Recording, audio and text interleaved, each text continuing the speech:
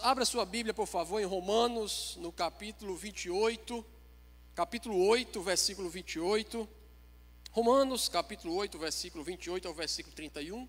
Estão aqui alguns versículos que eu quero ler, do apóstolo Paulo, escrevendo a essa igreja que estava em Roma, e que traz aí palavras bastante profundas ao nosso coração, nos incentivando a aprendermos a confiar em um futuro onde Deus está no controle. Amém? Quantos creem que Deus está no controle de todas as coisas? Amém. A palavra do Senhor diz assim: sabemos que Deus age em todas as coisas para o bem daqueles que o amam, dos que foram chamados segundo o seu propósito. Pois aqueles que de antemão conheceu, também os predestinou para serem conforme a imagem de seu Filho, a fim de que ele seja o primogênito entre muitos irmãos. E os que predestinou, ele também chamou. Aos que chamou, ele também justificou. Aos que justificou, também glorificou. Que diremos, pois, diante dessas coisas? Se Deus é por nós, quem será contra nós? Amém? Você pode dar glória a Deus por isso?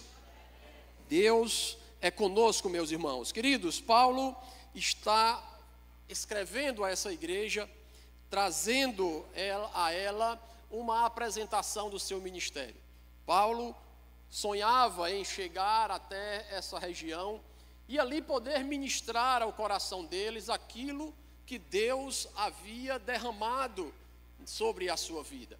Ele queria também contribuir com aqueles irmãos ali em Roma, trazendo a vivência, a experiência, o dia a dia que ele começou a viver a partir do momento em que, indo para Damasco, teve um encontro com o seu Salvador, o nosso Salvador, Jesus Cristo de Nazaré.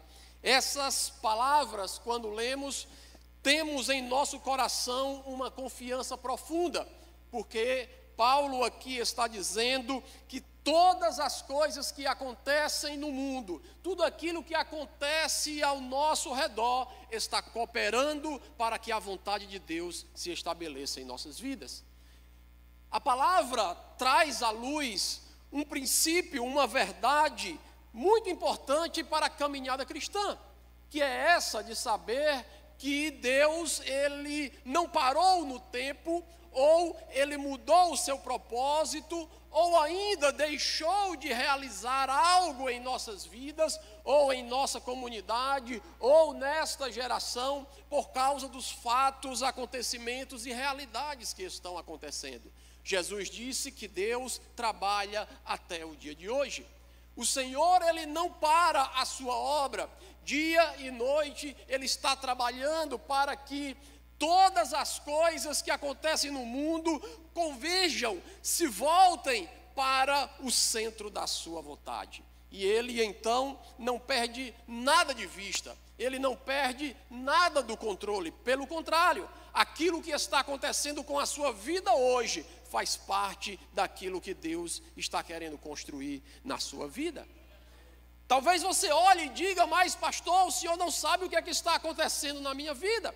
O senhor não sabe a tribulação e a dificuldade, as lutas que eu tenho enfrentado. É verdade, eu posso não saber do que está acontecendo na sua vida, mas Deus sabe tudo o que está acontecendo em sua vida.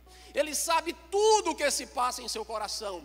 Ele sabe todos os seus pensamentos, até mesmo quando você está trancado em seu quarto, debaixo de um lençol, ou talvez até escondido embaixo da cama. Deus está sondando e conhecendo o seu e o meu coração. Logo, nada está fugindo do seu controle, e Paulo está querendo trazer esta verdade ao coração daqueles irmãos. E Paulo podia falar daquilo com muita propriedade. Afinal de contas, ele tinha passado por tribulações que provavelmente, se fosse na minha vida ou na sua vida, nós teríamos desistido em algum momento da nossa caminhada.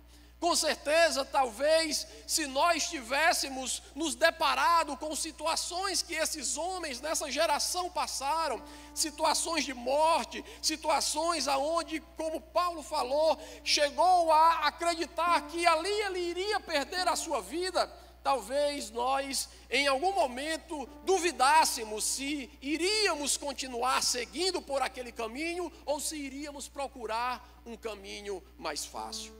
Quem aqui nunca, ao ouvir uma direção de Deus, um direcionamento do Espírito Santo do Senhor para a sua vida, não pensou duas vezes se aquilo você iria fazer ou não? Com certeza, nós não temos de prontidão em nosso coração, em nossa natureza carnal, a disposição de Deus falar e a gente imediatamente fazer. A nossa natureza carnal, as Escrituras dizem que ela se inclina para aquilo que é contrário à vontade de Deus. O homem carnal, ele não consegue se inclinar para a vontade do Senhor, principalmente quando essa vontade, ela vem contrária completamente àquilo que eu e você desejamos. Mas Paulo estava exortando aqueles irmãos a entenderem que mesmo nesses momentos, aonde o nosso coração está querendo fugir da vontade de Deus, está querendo fugir do direcionamento do Espírito, nós busquemos o fortalecimento para confiar na suprema e bondosa vontade de Deus. Deus tem planos de paz para as nossas vidas. Deus tem planos de bênçãos para as famílias, para os nossos corações e as nossas vidas. Ainda que a luta seja intensa, ainda que a dificuldade seja grande, Deus está trabalhando para que todas as coisas cooperem para o nosso bem e a vontade do Senhor seja cumprida. Deus, Ele age em todas as coisas para o nosso bem. Isso significa, meus irmãos, mesmo em meio a um barco querendo afundar, Paulo podia olhar para todos que ali estavam e dizer para eles: não se desesperem da sua própria vida, porque um anjo de Deus me visitou essa madrugada e disse que nenhum dos que estavam aqui iriam se perder. O barco iria ser destruído. As coisas que nós estamos carregando nesse barco, os alimentos, todo o mantimento que nós temos, tudo isso será perdido, mas não temam, porque nenhum de vós se perderá, porque o Senhor está guardando as nossas vidas para que o seu propósito seja realizado. Não importa o que Deus esteja levando, meus irmãos. Não importa a pessoa que Deus esteja tirando da sua vida, Deus sabe o porquê que Ele está fazendo com que esta obra seja realizada em seu coração. Muitas vezes nós até achamos que Deus nos esqueceu ou não está olhando para nós. Será que Paulo, o apóstolo que várias vezes foi chicoteado, várias vezes teve que fugir de cidades, porque o plano era que a sua vida seria tirada? Será que ele, em nenhum momento, ele pensou, dizendo: aonde é que está Deus? Aonde que o Senhor está? Já que eu estou nesta situação, nesse momento como eu me encontro, meu irmão, eu acredito que muitas foram as vezes que esse pensamento veio no coração de Paulo. Eu acredito que muitas foram as vezes que Paulo chegou em uma situação, como em um cárcere, onde ele e Silas estavam presos, pés, mãos atados, chicoteados, costas sangrando, em um lugar escuro, fechado.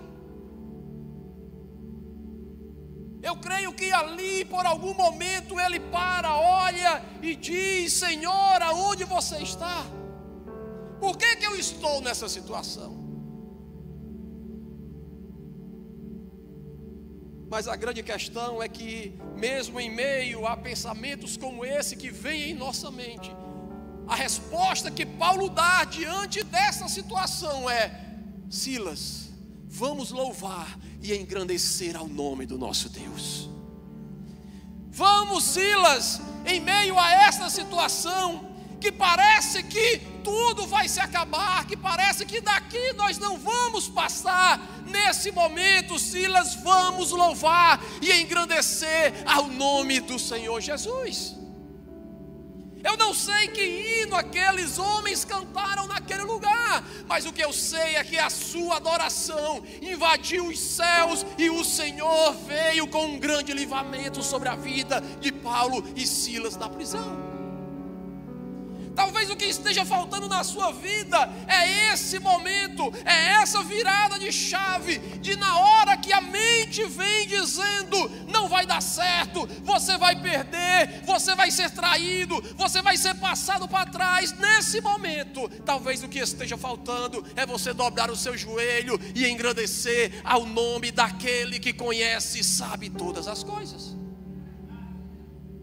Talvez o que esteja faltando, meus irmãos, é você orar, é você jejuar, é você depositar confiança na mão daqueles que faz com que todas as coisas cooperem para a sua vontade. Mas com certeza isso não é fácil. Com certeza isso precisa um exercício por parte de nós, para que a confiança vá cada vez mais aumentando, sendo trabalhada em nosso coração. Porque às vezes a sabedoria de Deus, ela é loucura para os homens. A sabedoria de Deus, quando vem, para nós é uma loucura, porque nós só conhecemos parcialmente. Somente aquilo que nós conseguimos enxergar, saber, ouvir, sentir. Não conseguimos passar 1 metro se os nossos olhos não estiver enxergando, se os nossos ouvidos não estiver captando. Eu lembro quando nós fomos a um projeto missionário lá no estado do Piauí, as camisas do nosso projeto que nós utilizamos é uma camisa azul com o nome Jesus aqui no peito. Jesus aos confins da terra. É uma camisa padrão que nós usamos para os nossos impactos missionários no sertão. E essa camisa, ela é um azul marinho e ela faz parte da identidade visual da nossa agência missionária. Mas uma certa escola de missões, Deus falou conosco e disse assim: façam agora uma camisa verde. Faça agora uma camisa verde, um verde assim bem, sabe, aqueles verde mesmo que você parece que está usando 2 baterias na camisa. Deus disse: agora usem essa camisa verde. Foi um conflito em nossas mentes. Como assim uma camisa verde? Alessandro olhou logo e disse: que camisa feia é essa? Isso não vai dar certo não. E outro dizia: rapaz, essa camisa não dá certo não, é completamente diferente, uma camisa verde. O outro dizia: missionário, se a gente estiver andando com uma camisa verde dessa lá no sertão, do jeito que está seco, se um jumento pegar, é arriscado, né? Rasgar a camisa. Mas o Senhor, quando nós orávamos pela madrugada, Ele falava muito claro em nossos corações, dizendo: eu preciso que vocês usem essa camisa. E aí, contrariando o coração de todos que ali estavam, mas seguindo aquilo que Deus estava falando, nós colocamos aquela camisa verde, mandamos fazer ela e fomos então em direção à cidade de Bocaina, lá no estado do Piauí. E quando nós chegamos naquela cidade, nós começamos a evangelizar para um lado, para o outro, subindo, descendo ruas. Passamos ali 15 dias naquela cidade, alcançando vários lugares, várias vilas, povoados. Mas nos últimos dias nós chegamos em uma casa de uma senhora. Batemos na porta daquela casa e entramos naquela casa. E quando nós estávamos lá conversando com ela, as lágrimas desciam no seu rosto. E a gente perguntava para ela por que ela estava chorando, já que a gente não estava dizendo nada assim tão extraordinário, que fizesse com que ela estivesse emocionada. Ela disse: não, eu estou aqui chorando por algo que eu me lembrei agora, quando vocês chegaram aqui. E eu disse: o que foi? Ela disse: olha, há 2 semanas atrás, antes de vocês chegarem aqui, eu tive um sonho.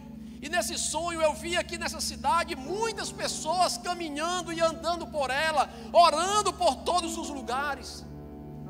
E eu escutava uma voz que vinha muito forte naquele sonho e dizia assim: quando eles chegarem na sua casa, pergunte o que eles têm para dizer, porque o que eles têm será algo essencial para a sua vida. E ela disse: olha, a camisa que as pessoas estavam utilizando nesse sonho era um verde, igual a camisa que você está vestindo. Aleluia.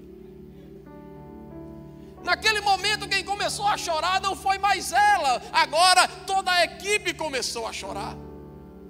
Porque nós começamos a lembrar de toda a discussão, de todo o debate que estava acontecendo lá atrás, antes de sairmos para aquele campo. Quando nós dizíamos: não, essa camisa não dá certo, essa camisa assim não dá, mas Deus dizia: eu quero que vocês usem a camisa desta cor. O ano passado eu tive em uma conferência missionária lá na cidade de Picos, no Piauí, vizinho à cidade de Bocaina. E quando nós estávamos lá, um pastor amigo que está morando hoje na cidade de Bocaina, ele disse: pastor Bela Guarda, vamos lá na nossa cidade, lá em Bocaina, porque nós vamos ter o culto de aniversário da igreja lá de Bocaina, e eu queria que você estivesse lá. E eu disse: sério? Vocês vão fazer um culto lá? Vamos fazer um culto lá, de 4 anos de aniversário da igreja lá. E fazia justamente 4 anos que nós tínhamos passado lá. E eu fui para aquele culto. Quando eu cheguei naquela quadra de esportes, que estava lotada de pessoas, e eu disse: irmão, aqui tem quantas pessoas das igrejas da cidade aqui hoje nesse culto? Ele disse: não, pastor, aqui são os irmãos da igreja de Bocaina. Aleluia. E veio aquela senhorinha falar comigo. Ela disse: você lembra de mim? Eu na verdade não lembrava. Eu disse: me perdoe, eu não lembro, foram muitas pessoas e faz muito tempo que a gente passou aqui. Ela disse: eu fui aquela mulher que vocês visitaram, que vocês falaram de Jesus, que Ele me mostrou vocês caminhando aqui na cidade com aquela camisa verde. O senhor lembra? Eu disse: sim, agora eu estou lembrando. Ela disse: pois bem, desde aquele dia eu estou caminhando com esse Jesus para a honra e para a glória do nome dEle. Aleluia.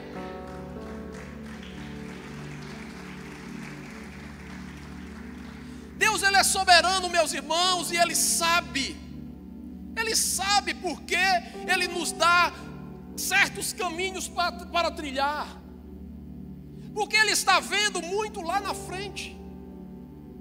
Sabe, tem muitas pessoas que se preocupam todos os dias, o seu coração está ocupado com uma única coisa, preocupado com uma única coisa, com o seu legado. O que será do meu legado? Eu conheci um irmão que ele era assim, toda vez quando ele chegava para mim, ele dizia: missionário, o que é que o senhor acha do legado? O que é que o senhor pensa do seu legado? Eu disse: meu irmão, o meu legado, ele é Cristo Jesus. Como assim? Eu disse: desde o dia que eu entreguei a minha vida ao Senhor, eu disse a Ele: não vivo mais eu, mas o Senhor vive em mim. É muito fácil nos pegarmos lutando por coisas que irão nos favorecer, irão nos beneficiar, irão trazer um alicerce para aquilo que nós estamos defendendo e falando. Nós investimos recursos, investimos dinheiro, investimos a nossa força, a nossa família, a nossa saúde, para edificar coisas que glorificam e que fazem com que o nosso nome seja conhecido. Mas Deus nos chama, meus irmãos, para construir um outro tipo de legado. Um legado que não está olhando para o que as pessoas lá na frente irão pensar a meu respeito, mas naquilo que as pessoas irão olhar para mim e ver Cristo na minha vida e nas obras que eu realizei nessa terra. Quando a nossa mentalidade muda, nós começamos a agir debaixo de uma soberania, aonde o que fazemos, a preocupação é: será que daqui a alguns anos, quando eu não estiver mais nessa terra, quem olhar irá dizer: glória a Deus, porque o Senhor fez isso na vida deste homem ou desta mulher?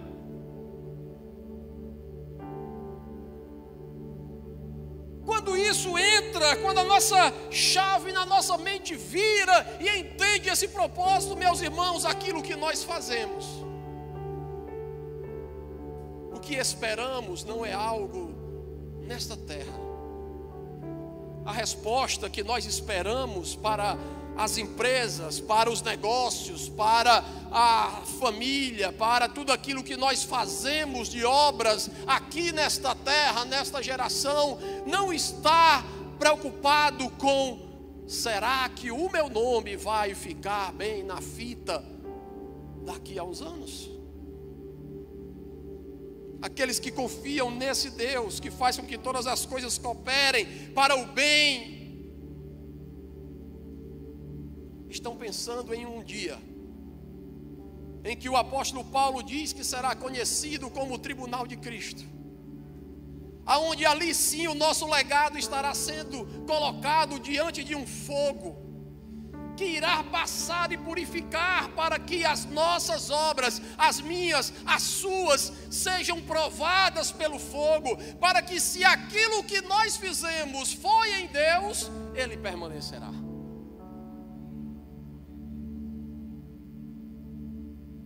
Tudo aquilo que você construiu em todos os anos da sua vida foram construídos com o entendimento de que isso que eu estou fazendo é para a honra e para a glória do Senhor, o fogo vai passar e aquilo não será consumido, aquilo permanecerá.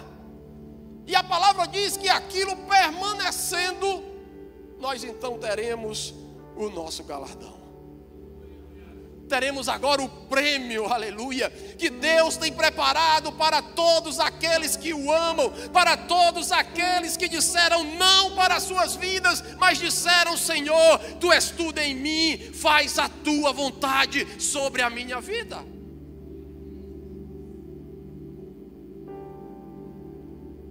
Estávamos em Gâmbia, lá no oeste da África, certa vez, e nós estávamos já morando ali há alguns anos, algum tempo ali, eu e a Alessandra, e a saudade do Brasil, das coisas que nós deixamos, todo o contexto transcultural envolvido, língua diferente, cultura diferente, pessoas diferentes.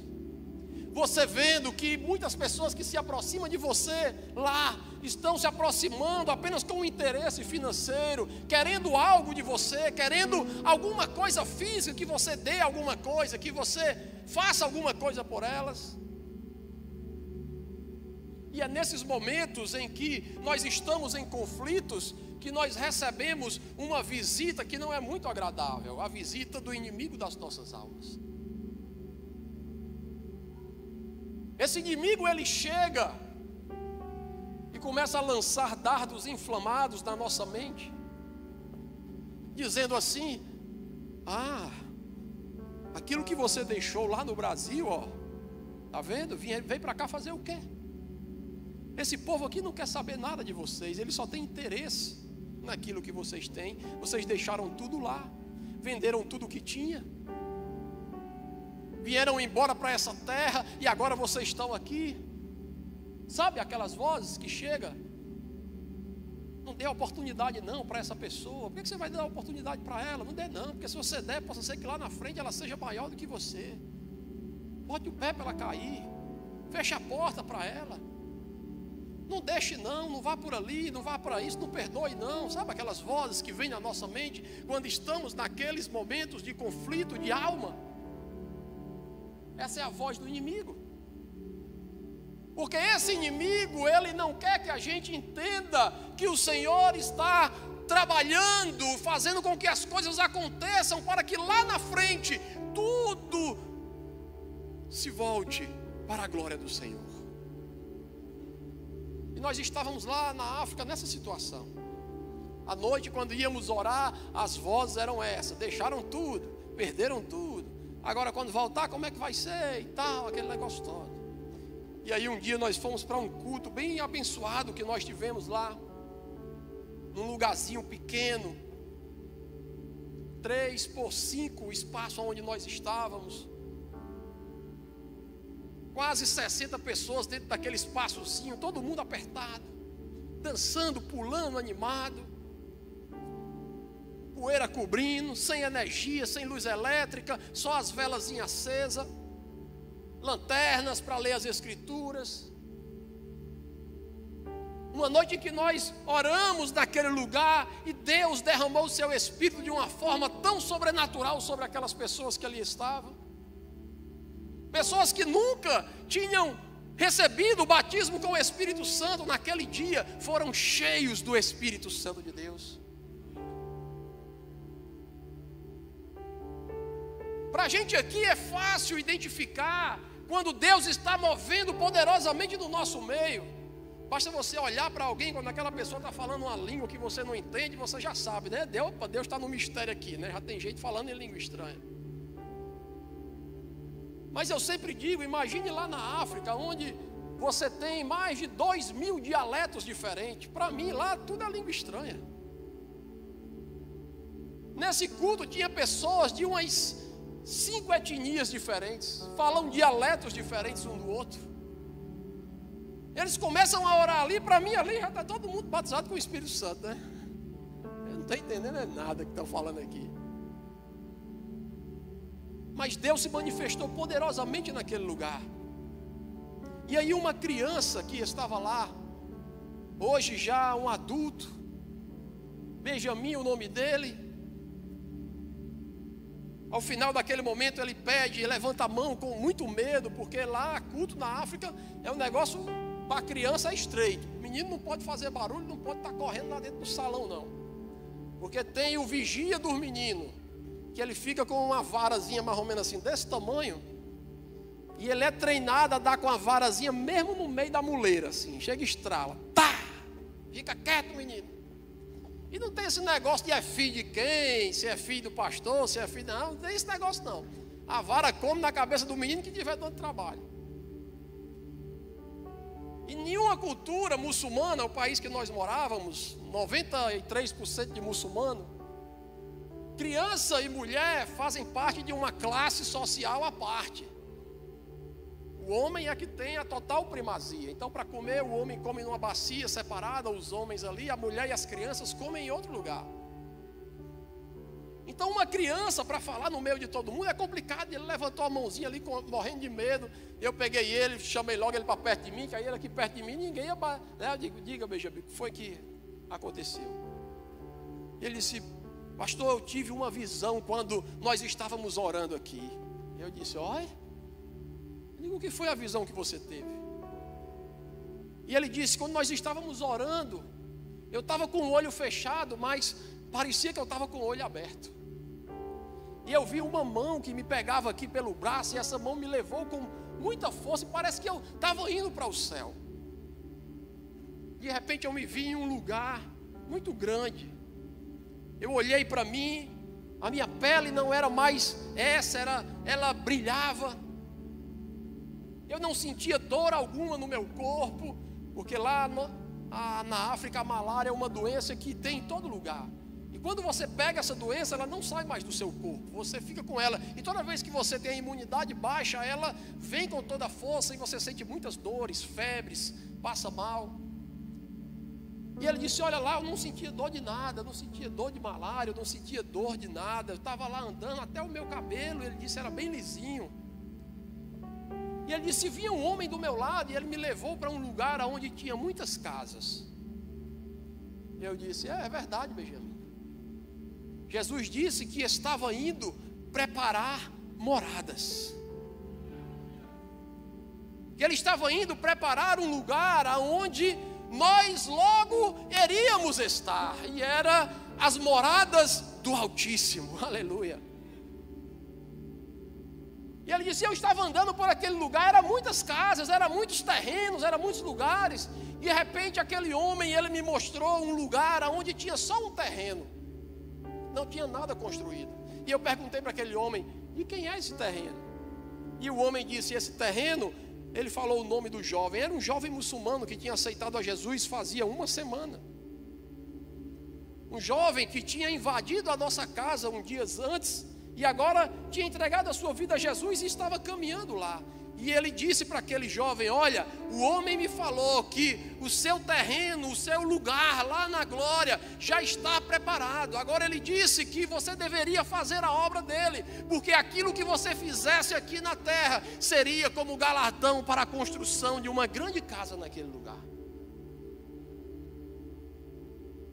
E ele disse: eu fui em outro lugar e tinha outra casa, e essa outra casa, ela estava meio torta, quase caindo. Eu digo: eita Jesus. Eu disse: de quem era essa casa? Ele disse: era da irmã fulana de tal, que era a líder dos jovens que estava lá. E ele disse: olha, o homem que estava comigo, ele mandou lhe dizer assim, que você endireitasse a sua vida, porque aquilo que você tem construído, aquilo que você tem colocado lá na glória, você está perdendo, porque você está se afastando dos propósitos de Deus.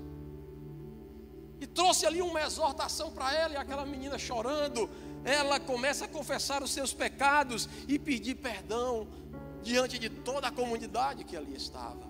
E eu dizendo: eita Deus, tomara que minha casa esteja pelo menos em pé, né?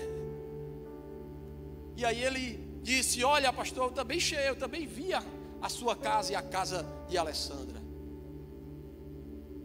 E aí eu disse: como era a nossa casa? Ele disse: não era uma casa para vocês dois, porque o homem disse que lá você e ela não eram casados. Eu disse: é verdade, e a Bíblia diz que lá ninguém se dará em casamento, nós seremos como os anjos do Senhor.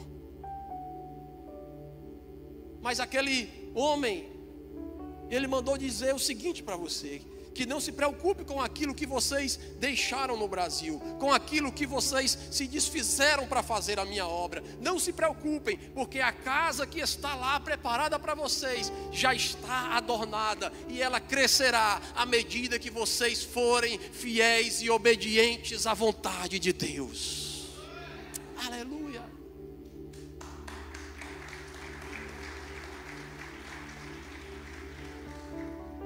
Ele foi preparar moradas, meus irmãos, para mim e para você. Você também tem uma casa lá.